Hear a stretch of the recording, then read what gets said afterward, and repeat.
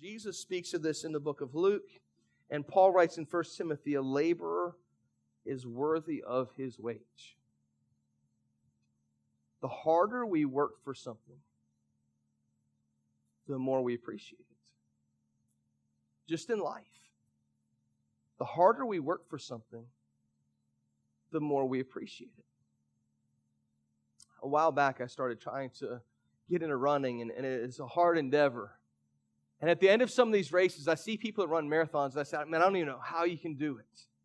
But at the end of marathons, sometimes just for finishing the marathon, they'll give you a little gold medal or something for completing the marathon, which is it's a powerful thing, not because of the medallion that you receive. I've priced those.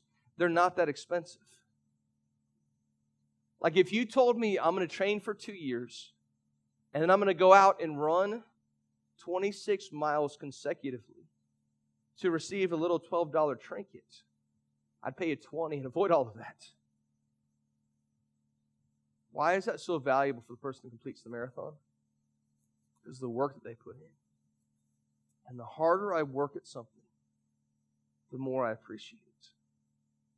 When we go through life, if instead of us saying, I deserve something and someone needs to give it to me, I say, I want to work towards that. I want to achieve that.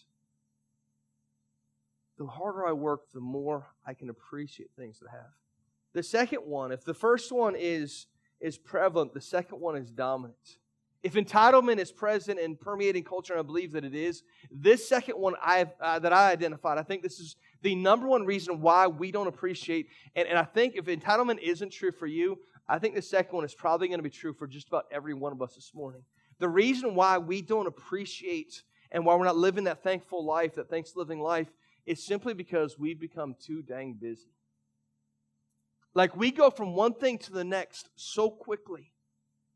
We just got done with one season and kind of Halloween and trunk or treat and all that stuff.